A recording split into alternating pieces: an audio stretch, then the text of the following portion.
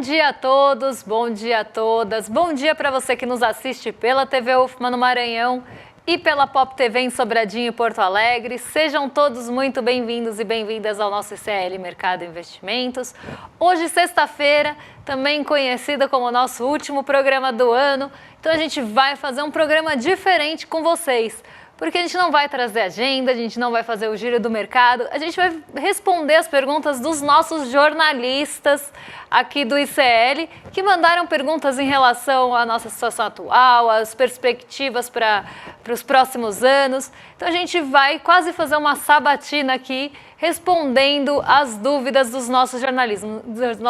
Então, um programa bem diferente hoje, um programa diferente do que a gente está acostumado a fazer e de assistir, mas que eu tenho certeza que vai ser muito legal para a gente fechar esse ano, fazer um balanço aí dos principais pontos do que vem acontecendo, que a gente ainda tem pela frente, porque tem muito desafio pela frente. Então vamos já começar vendo a primeira pergunta que chegou aqui para a gente. Fala, Débora Maganha, de vez em quando você invade o Rolê ICL, hoje é minha vez de invadir o mercado de investimentos para te fazer uma pergunta sobre as expectativas em relação a Gabriel Galípolo. Muita gente esperava que a mudança da presidência do Banco Central, do Campos Neto, indicado pelo Bolsonaro, para o Galípolo, indicado para o Lula, fosse dar um cavalo de pau no Banco Central. Mas, nas votações até agora, por exemplo, da Selic, o Galípolo votou junto com os outros diretores e com o Campos Neto. Eu queria perguntar para você, Débora, o que a gente deve esperar da gestão de Gabriel Galípolo no Banco Central? Vai mudar muita coisa ou vai ter muita gente que vai se decepcionar porque está esperando demais de Gabriel Galípolo? Um beijo para você, Débora, e obrigada. A pergunta do William é muito bom ter o William Deluca invadindo aqui o nosso mercado de investimentos, porque eu realmente sempre invado o Rolê ICL. Então, muito boa pergunta, obrigada pela pergunta, William, e vamos lá. Porque Galípolo, vai assumir agora o Banco Central. Ontem a gente teve uma coletiva dele junto com Roberto Campos Neto, uma coletiva bem amigável, assim. Inclusive parecia que Galípolo e Roberto Campos Neto eram amigos ali de longa data, né? Quem assistiu, eu assisti boa parte da coletiva e eu tive essa sensação, né? O Galípolo estava o tempo todo acenando para o mercado financeiro. E a gente já vem acompanhando isso nas atas e nos comunicados do Copom. O Copom, de uma certa forma, conversa com o mercado financeiro. O Copom não está ali para conversar com a gente. O Copom não está ali para dar recado para a população brasileira.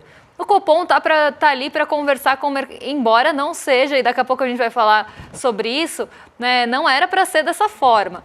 Mas a gente vê esse Copom muito voltado, inclusive com linguagem, usando termos que normalmente estão ali para agradar o mercado financeiro, inclusive, não só para comunicar, porque é importante ter comunicação, sim, mas para agradar o mercado financeiro. Então não se espantem, né, se vocês começarem a ver um Galípolo um pouco mais voltado, sim, para o mercado financeiro. Por quê? O Gabriel Galípolo ele vai assumir o Banco Central em um momento de muita incerteza, de muita instabilidade. A gente tem visto o que está acontecendo com o dólar e com os juros futuros nesse momento. Isso acaba sendo um reflexo dessa instabilidade. Então, o mercado financeiro está pintando um cenário muito negativo para frente. E como eu já expliquei aqui diversas vezes, o mercado financeiro ele se posiciona com base nas expectativas. Não é com base nos fatos em si, mas na expectativa que ele tem para cenário, na expectativa que ele tem para os fatos que devem acontecer. Então ele já se posiciona antes, ele se prepara para aquele cenário mais negativo. E hoje ele está pintando um Brasil muito negativo. Por mais que a gente tenha um desemprego em queda, a gente tenha índices ali mostrando que as famílias estão consumindo mais, que elas estão consumindo mais serviços, que a indústria está mostrando algum sinal de recuperação depois de tão fragilizada, conseguindo mostrar algum sinal de recuperação, a gente consegue ver ali um Brasil que tem mostrado, né, um crescimento bem acima do esperado, e isso também pode ser alvo de discussão. Será que as projeções elas também estavam muito erradas? Será que isso era proposital ou não, jogar as projeções para baixo para falar que elas estão superando? Porque o mercado vem errando sistematicamente as suas projeções. Então, todos esses aspectos não deveriam pintar um cenário tão negativo como está sendo pintado. Mas o mercado hoje ele tem um ponto central ali no debate, que é a questão fiscal, que é algo que ele consegue pressionar inclusive para se fazer ouvido. A gente nunca pode esquecer que o mercado financeiro ele quer se fazer ouvido, ele quer se sentir representado, ele não quer que os seus interesses fiquem de lado, então ele exerce pressão. E ele exerce pressão por onde? Exerce pressão por relatório Focus, que também é uma pesquisa feita pelo Banco Central, ele exerce pressão por câmbio, né? E aí vocês podem falar, Débora, eu não acho que exerce pressão. O próprio mercado fala que o câmbio está pressionado por conta de um descontentamento com o fiscal, um ceticismo com o fiscal, uma perspectiva que o fiscal não vai funcionar. Então eles não estão botando fé mesmo que possa funcionar o arcabouço, que ele vai ser cumprido. E com isso ele começa a pintar um cenário bem negativo. Se ele pinta um cenário negativo e isso acaba também passando ali na mídia, a gente começa a ver um cenário muito instável sendo criado. E a gente sabe que é na instabilidade e na volatilidade que os agentes ganham, né? Se o mercado fica ali andando de lado no marasmo, se não tem volatilidade, esse terreno não fica fértil para especulação. Mas se a gente tem um ambiente mais volátil, isso fica assim mais fértil para também se especular. Então a gente começa a ver essa pressão vinda do mercado financeiro para tentar ali ganhar uma representatividade ainda maior. Eles querem ser mais ouvidos e eles querem ali também que os seus privilégios sejam mantidos e começam a pressionar. E o Galípolo, ele assume justamente nesse cenário, ele assume num cenário de incerteza. Então eu não consigo ver o Galípolo um Galípolo conflituoso, por exemplo, com o mercado financeiro. Eu não consigo ver o Galípolo agora comprando briga com o mercado financeiro. Ele vai se alinhar ao mercado financeiro, isso na minha perspectiva, e ele já vem, e essa perspectiva também não tirei do nada, não tirei do chapéu, porque ele vem ali já mostrando esse alinhamento nas reuniões. Na única reunião que ele votou de forma divergente, o dólar subiu, né? E a gente viu o mercado começando a desconfiar do Galípolo naquele momento. E o mercado não confia totalmente, integralmente no Galípolo. Ele está começando a construir essa confiança agora. Agora que eu digo, esse ano, principalmente esse ano, né? Então ele vem construindo essa confiança e vai ser um trabalho muito mais árduo para o Galípolo de construir essa confiança do que foi, por exemplo, para Roberto Campos Neto, porque a gente sabe que existe também uma medida desproporcional de confiança quando a gente tem um economista um pouquinho mais heterodoxo. Então ele vai ter que construir essa confiança, vai ter que manter essa confiança do mercado financeiro, senão o mercado financeiro vai jogar dólar nas alturas, vai pressionar também, usar ele como um instrumento de pressão. E por isso, quando a gente falou das fake news do Galípolo, por mais que elas não tivessem poder sozinha de mexer com o dólar, é muito importante que a gente discuta que num cenário de incerteza, em que um futuro presidente do Banco Central vai assumir, as pessoas jogam uma fake news em relação a ele, e isso acaba ganhando uma proporção muito maior, porque o cenário já está muito incerto, existe um problema porque ele está nesse momento de construir confiança. E em um cenário de incerteza, as pessoas acabam comprando esses discursos, fake news, de uma forma muito mais fácil, né? Porque está todo mundo ali no meio da incerteza. Então, a gente tem que, inclusive, criticar e tomar cuidado com isso, porque é um momento bem importante, né, dessa transição de Banco Central. E ele está justamente nessa construção. Então, eu não consigo ver grandes mudanças, não vai jogar a taxa de juros para baixo, não vai se posicionar de forma conflituosa com o mercado, vai continuar falando que vai levar as metas de inflação. Inclusive, ontem ele fez um discurso completamente alinhado ao mercado financeiro. Falou sobre a importância das metas de inflação, de levar a inflação para a meta. Falou que o ataque do dólar não era especulativo. Em resumo, ele falou tudo o que o mercado quer ouvir. Até porque, se num cenário de incerteza você não fala o que o mercado quer ouvir, ele vai usar tudo contra você. Então eu consigo ver, sim, um Galípolo mais alinhado com o mercado financeiro, principalmente nesse primeiro momento que ele está conquistando essa confiança e essa credibilidade que não estava sendo dada a ele. O nome do Galípolo foi rondado de incertezas o tempo todo, desde que ele começou a ser cotado para o Banco Central. Então eu não consigo ver esse rompimento, até porque a gente está dentro de uma lógica que, se ele não trabalhar dentro dessa lógica, não vai ter, uma lógica que ele não vai se sustentar.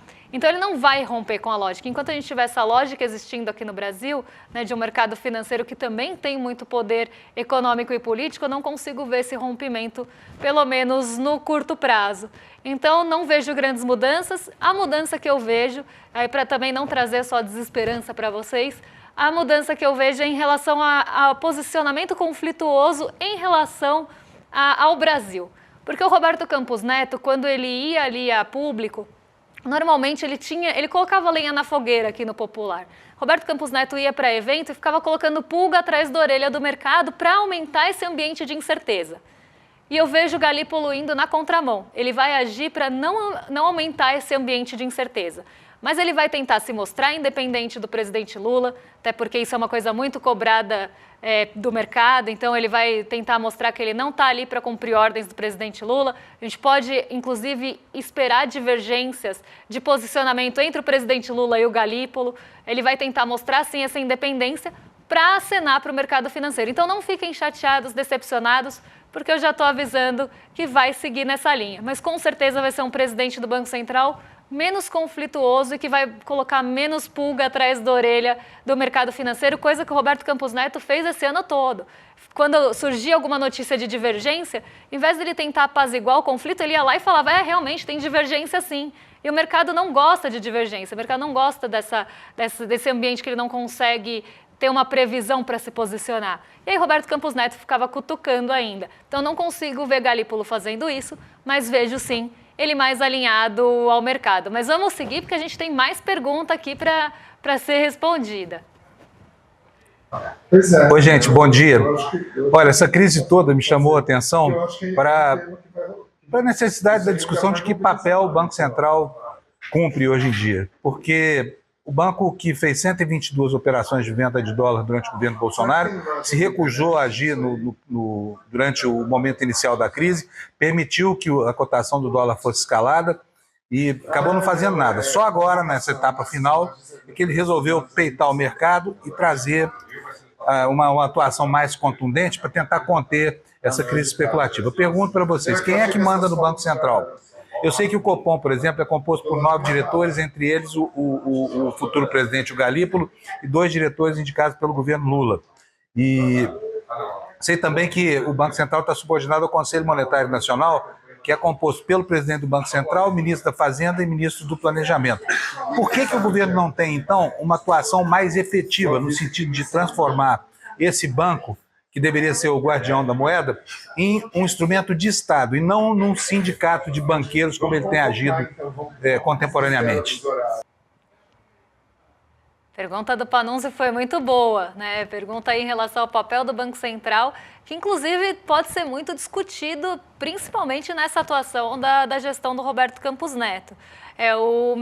O Banco Central hoje ele tem essa questão da independência, né? Ele é um agente autônomo, vamos pensar assim, ele é uma instituição autônoma que tem independência, até por isso tem esses mandatos que se intercalam entre governos. É justamente para tentar mostrar esse papel que o Banco Central não estaria vinculado a nenhum governo, ele estaria ali agindo de forma independente e de forma autônoma. A grande pergunta que eu sempre falo quando eu falo de Banco Central, e faço, né, na verdade, quando eu falo de Banco Central, o Banco Central é independente de quem? Porque recentemente a gente viu um Banco Central que não estava agindo realmente alinhado a nenhum fator ligado ao Brasil, de fato, né? Era um alinhamento com o mercado financeiro.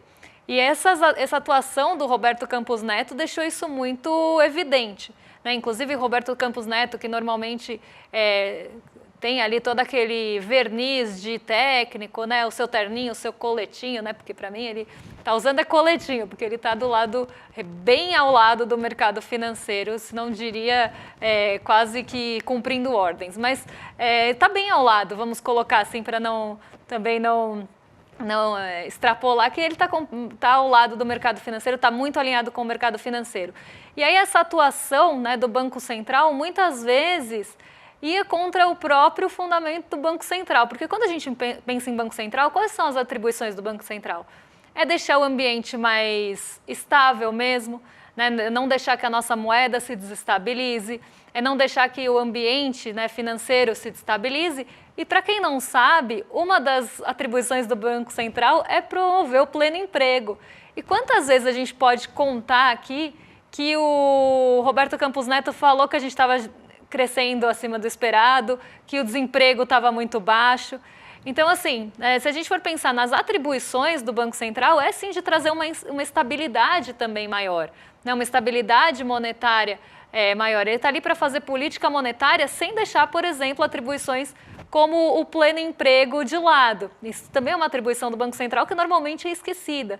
Mas aqui a gente vê, né, um Banco Central completamente alinhado aos interesses de mercado financeiro e praticamente cumprindo ordens que vêm por meio de focos de pesquisa de mercado, né? Inclusive em projeções muito parecidas com as de mercado, às vezes divergindo um pouco de projeções da Fazenda, e depois revisa, fica mais parecido com projeção da Fazenda. Mas a gente consegue ver esse alinhamento do Banco Central, como já falei na pergunta do William, com o mercado financeiro. E aí parece que realmente está cumprindo ordens, porque o Copom fala, eu quero tanto de aumento de... O Focus fala, eu quero tanto de aumento de juros, o Copom vai lá e decide por aquilo. Então tem, né, esse alinhamento muito evidente. E eu acho que o Roberto Campos Neto acabou até mostrando isso demais. Ele que tinha toda essa carinha técnica aí, caiu a máscara. E ele acabou até mostrando que era político e bem político. Para mim, ficou escancarado quando ele falou que aceitaria ser ministro do Tarcísio, aí depois acabou indo para outro lado. Não era bem assim, né? Naqueles jantares, eu gosto sempre de lembrar de Maria da Conceição Tavares nessa hora, aqueles jantares que tudo é decidido, né? Então, eu vejo muito esse alinhamento mais ao mercado do que ao realmente interesse do Banco Central. Mas essas questões das intervenções, por exemplo, são até uma evidência disso também. Quantas intervenções a gente teve antes e quantas a gente teve agora? Sendo que a moeda já estava mostrando um comportamento instável. E o leilão só foi acontecer no momento que ele já normalmente acontece. Eu falei sobre isso no N1. Já é esperado que tenha leilão no fim do ano, porque a demanda por moeda é maior, tem remessa para o exterior, tem uma série de fatores que aumentam a demanda por dólar, então já tem esse descompasso normalmente no fim do ano. Então os leilões já acontecem, só que agora estão acontecendo numa magnitude muito maior. E aí a gente vê esse desalinhamento mais forte, né? Uma instabilidade, uma volatilidade mais forte do dólar. E aí o Banco Central só entrou para agir agora. Por que não entrou para agir antes? Então, são discussões muito importantes que a gente tem que ter em relação ao papel do Banco Central, se ele realmente está cumprindo a função que ele tem mesmo de forma autônoma, se ele está cumprindo a função ou se ele está ali para receber recados também do mercado financeiro. Para mim, né, hoje eu vejo um Banco Central muito alinhado ao mercado financeiro e respondendo a essas demandas, que vêm por meio de focos, que vêm por meio de câmbio, que vêm por meio de juros, todas essas formas que o mercado financeiro tem de dar recado. Então, vejo esse Banco Central muito realmente alinhado a esses interesses e não, por exemplo, interesses de pleno emprego. Senão, Roberto Campos Neto não estava falando que o desemprego está baixo demais. Mas vamos seguir que, antes de seguir, eu quero convidar vocês, porque esse é o nosso último programa do ano. E a gente vai ter um programa que vai abrir o nosso ano. E a gente está tendo aqui uma sabatina dos nossos jornalistas do ICL, mas eu queria convidar vocês para vocês mandarem as suas perguntas em relação ao cenário, em relação a perspectivas econômicas no curto, médio e longo prazo, que vocês tiverem de dúvida em relação a tudo isso, para vocês nos sabatinarem. Eu e o André, porque o André já estará de volta. Então, manda sua pergunta para a gente, que a gente quer abrir o ano respondendo as dúvidas de vocês. O telefone está aí embaixo, é 94944-7746. Vocês mandam para esse WhatsApp, melhor se for na posição horizontal, tá? Então vocês mandam um vídeo horizontal para a gente com a dúvida que vocês têm, que vocês gostariam que fossem respondidas, e a gente quer abrir com a sabatina da audiência o nosso ano. Mas vamos seguir que tem mais pergunta dos jornalistas do ICL aqui para a gente. Débora Maganha, me conta uma coisa. Se o presidente Lula disser que não vai concorrer à reeleição, vamos pensar nessa possibilidade. Você acha que o dólar cairia para quanto, hein? Me explica. Porque a gente entendeu que não tem muito que a gente possa fazer, né? Para agradar essa entidade chamada mercado. E aí eu fiquei me perguntando, será que se o Lula falasse que não vai concorrer, o mercado ficaria feliz? Me conta. Muito obrigada pela pergunta, Roberta. A Roberta aí mandou uma pergunta espinhosa, hein? Mas uma pergunta que dá pra gente pensar em algumas alternativas a ela. E eu falaria até mais de quem tá no poder ali, né, é como essa pessoa vai agir, como ela vai se posicionar. Porque o mercado financeiro, na verdade, e quando eu falo mercado financeiro aqui, gente, eu vi um monte de gente aqui no chat falando, tá, mas quem é o mercado? O mercado financeiro, a gente está falando de grandes instituições financeiras, quem tem poder econômico para mudar uma variável de lugar. É quem tem poder para fazer a pressão que está fazendo agora. Então, essa entidade, né, que parece mágica, um ser místico, alguma coisa assim, etérea, não é, né? É o mercado financeiro ali na sua essência de grandes instituições que têm possibilidade de exercer pressão, que tem possibilidade de mudar uma variável de direção, que tem possibilidade de colocar seus interesses de alguma forma. Né? Então, a gente está falando desse mercado, não é o mercado de pessoas físicas que compra e vende na bolsa, não. Tá? Mercado financeiro não é isso, por mais que a gente tenha essa ilusão, acho que é importante a gente entender primeiro quem é o mercado. E quando a gente fala de mercado financeiro e questões políticas, a gente tem uma grande questão. Na verdade, o mercado ele não está muito interessado em quem está ali, né? Ou que tipo de posicionamento essa pessoa tem. O mercado financeiro quer saber se ele vai ter lucro naquele cenário. Basicamente é isso. Aquela pessoa, aquele dirigente de um país, ele vai colocar algum entrave para que eu tenha meus lucros? Ele vai colocar algum entrave para que eu ganhe em algum cenário? Né? Eu vou perder mais com aquele dirigente ou não? E aqui eu não estou nem falando do Brasil, estou falando de forma geral. Porque o mercado financeiro não quer saber quem está ali no poder. Ele quer saber se ele vai continuar tendo seu lucro, os seus interesses atendidos e tudo isso. Então, quando a gente viu naquelas notícias, principalmente falando da internação do Lula, dando a entender que o dólar tinha caído porque o Lula estava afastado, alguns analistas de mercado até falaram, mas é porque se a gente tivesse o Geraldo Alckmin ali à frente, a gente poderia ter uma outra visão. Em nenhum momento foi falado nem em Geraldo Alckmin, enfim, né, por parte do governo. Então, foi toda uma criação mesmo, uma especulação, uma expectativa, eu diria, de o que poderia acontecer. E aí as pessoas começam a especular porque gera volatilidade, inclusive. Então, mas a grande questão é que naquele dia, né, eu gosto de falar isso, naquele dia o movimento do dólar já estava acontecendo, né, o dólar já estava em queda, antes da gente ter qualquer notícia em relação ao presidente Lula. Então não foi um movimento direcionado, só que os veículos de comunicação ouviram os mesmos analistas de mercado, porque isso sempre acontece, e os veículos de comunicação noticiaram de uma forma que uma coisa estava ligada à outra, como se o dólar tivesse caído pelo afastamento do presidente Lula, quando na verdade não tinha nada a ver. A gente viu outros fatores atuando no mercado de câmbio naquele dia. E aí, mais no inconsciente das pessoas, para quem lê manchete, para quem passa rápido pela notícia, para quem só lê os mesmos veículos, dá a impressão que, então, se o Lula se afastar do governo, o dólar cai. Eles quiseram criar essa sensação em vocês. Em vocês, assim que eu digo, em quem lê. Né, os jornais, os analistas de mercado estavam querendo utilizar uma coisa que não tinha relação, mas que aconteceu no mesmo dia, para criar essa sensação, para trazer como se isso fosse uma relação que acontece, como se uma coisa levasse a outra, se uma coisa tivesse, não é correlação, mas como se elas estivessem ali quase que um impacto, né? Uma coisa impacta a outra, uma coisa leva a outra. Quando, na verdade, a gente não via isso acontecer. Mas eles quiseram criar essa história para as pessoas inconscientemente ligarem uma coisa com a outra, ou às vezes bem diretamente, né? Sem muitas entrelinhas. Mas aqui, né, respondendo a pergunta da Roberta, eu acho que mais do que quem está ali, né, o mercado quer alguém que realmente supra os interesses. Tanto que a gente viu apoios, né, agora ao presidente Lula vindos do mercado antes da eleição, porque também seria uma alternativa melhor do que o ambiente que eles estavam pintando com outro candidato. Eu não vejo que há preferência por A ou B, eles têm preferência por eles mesmos.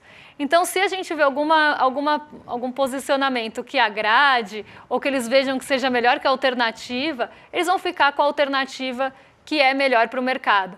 Então, né, pensando numa eleição de 2026, dependendo de quem for concorrer, eles vão olhar os cenários e vão pensar, bom, para a gente, esse é o melhor.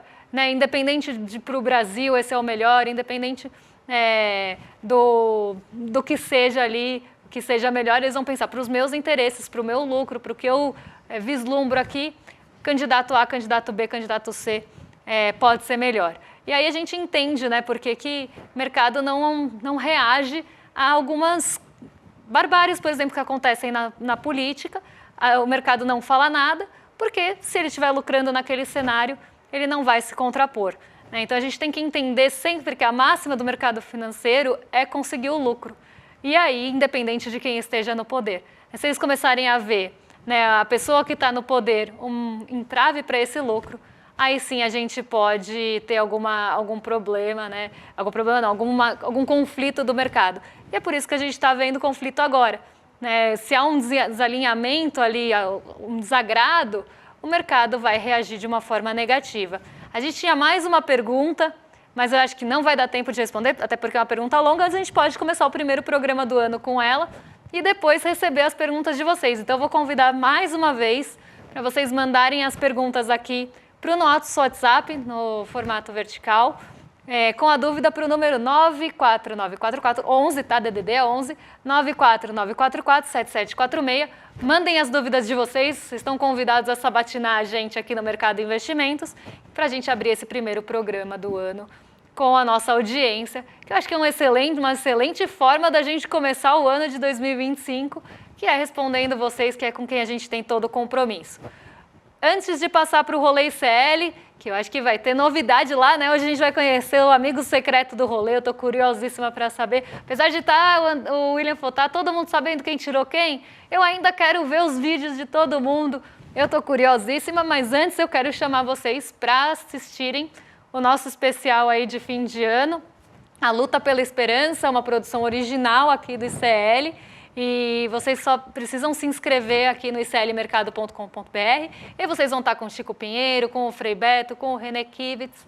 Vocês estão em excelentes companhias também e está uma série linda, então não deixem de assistir. É uma nova temporada, porque no passado a gente já teve. Não deixem de assistir A Luta pela Esperança. E agora sim, eu vou passar para o Rolê ICL com o William De Luca e Guga Noblar. Hoje eu e o William invertemos papéis, ele que invadiu aqui meu programa. E eu fiquei muito feliz com a invasão. Mas agora vocês estão com o William De Luca e o Guga Noblar, nossos vizinhos aqui de cima. Mais que excelente companhia também para continuar nessa sexta-feira. E vamos acompanhar esse amigo secreto do rolê, que eu também estou curiosa. Boas festas para vocês, bom fim de ano. E a gente se vê no ano que vem. Um beijo e até lá, pessoal. Olá, bem-vindo à comunidade ICL. E se você já pertence a essa comunidade, eu tenho um motivo para você ganhar um bom presente no fim do ano. Fim de ano está chegando. Graças a Deus, é fim de ano, é vida que segue, vem outro pela frente. Mas a gente precisa refletir sobre o que viveu esse ano e sobre o sentido do Natal. Foi isso que nós fizemos ano passado, quando lançamos A Luta pela Esperança, uma série especial do ICL, pensando sobre os valores do Natal, sobre o que é o Natal para cada um de nós. Fim de ano, Natal, festas, mas também tempo de refletir sobre o que foi o ano e sobre o que virá pela frente, sobre as nossas lutas. Você não pode perder. Eu gravei uma entrevista aqui no Convento dos Dominicanos, em São Paulo, com o Frei Beto, frade dominicano, e com o pastor Ed René Kivitz, um pastor batista, protestante, fantástico.